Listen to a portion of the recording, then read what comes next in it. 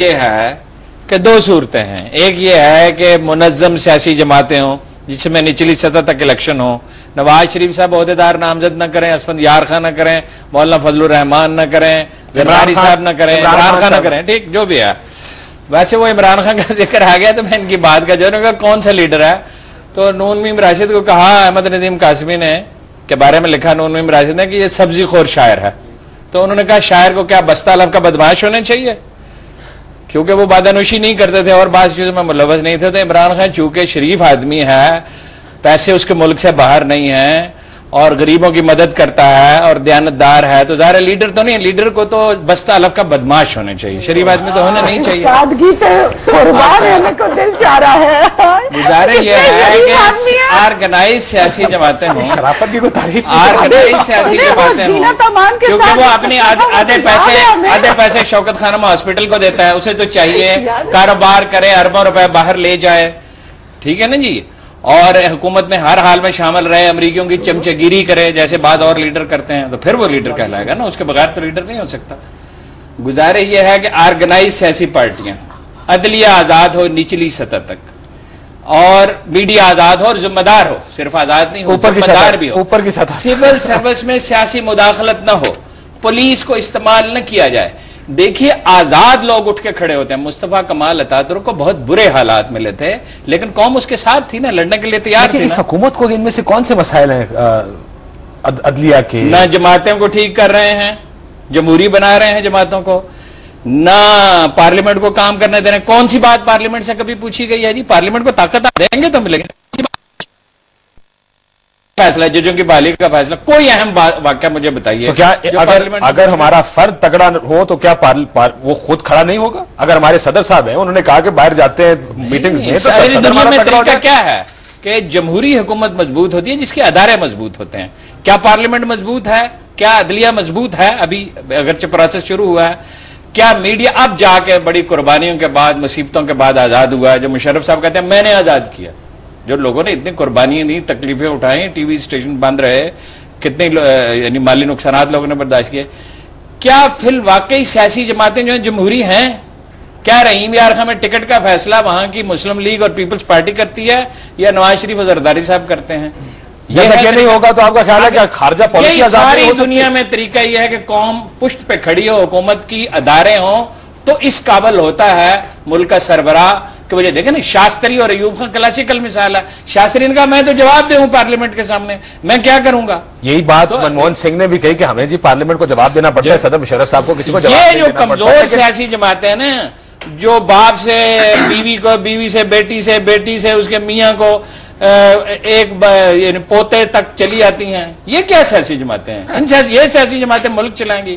دوسرا ہے خوئے غلامی کا مسئلہ, جو انہوں نے کہا مائنڈ سیٹ کا مسئلہ, وہ ٹھیک کہا انہوں نے, مائنڈ سیٹ کا مسئلہ وہ جب تک نہیں ہوگا, دیکھیے جو مروبیت ہے اندر سے نہیں نکلے گی. کوئی آدمی نہیں ملتا جو 10 فقرے اردو میں بول سکے, بیچ میں ایک انگریزی کے لفظ بولتے ہیں جو اکثر غلط بولتے ہیں. ہاں جی, انگریزی بھی نہیں آتی, اردو بھی نہیں آتی. بھائی اردو بولنے میں کیا کبات ہے؟ مفتی محمود وزیر اعلیٰ تھے صوبہ سرحد کے, آپ یہ کہہ رہے ہیں انہیں نہیں آتی تھی تو کیا وہ نہیں چلا سکے؟ آپ مجھے یہ بتا رہے ہیں کہ جب تک یہ سب کچھ ٹھیک نہیں ہوگا ہم گریجولی ہر چیز, ساری چیزیں میں نے آپ سے پہلے کہا, جو چیزیں پروسیس میں ٹھیک ہوتی ہیں وہ ٹھیک ہوتی ہیں, ورنہ فالس ہوتی ہے, چینج جعلی ہوتی ہے. پروسیس شروع ہو گیا ہے, میڈیا آزاد ہے, میڈیا آزاد ہے.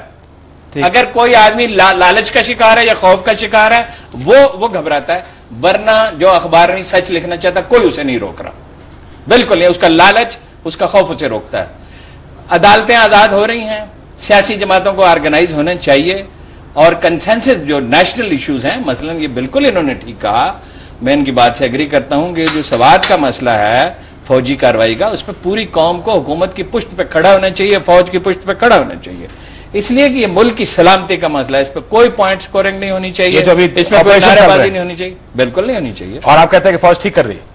بالکل ٹھیک کر رہی ہے, فوج بیسیکلی ٹھیک کر رہی ہے, بنیادی طور پہ ٹھیک ہے. اس سے پہلے کہ میں آپ سے جواب لوں, خواجہ صاحب آپ سے جو پچھلی دفعہ بھی ہماری بات ہوئی پروگرام میں, آپ کہتے ہیں کہ یہ فیصلہ غلط ہے, فوج کشی نہیں ہونی چاہیے, اور یہ امریکہ کے کہنے پہ اور یہ ایک جنرل اوپینین بھی یہی ہے کہ آپ کی اگر فیصلہ خود کا بھی ہوگا اس ایسے معاملے میں, تو ایک ایک اوپینین یہ بن جاتا ہے کہ جی شاید امریکہ کے کہنے پہ کام ہو رہے ہیں. کاشف بھائی اس پہ میں بڑی تفصیل سے بات کرتا رہا ہوں پہلے جی بالکل, اور اس میں یہ میری ایک ذاتی رائے ہے, میں نے پہلے بھی یہ رائے دی ہے.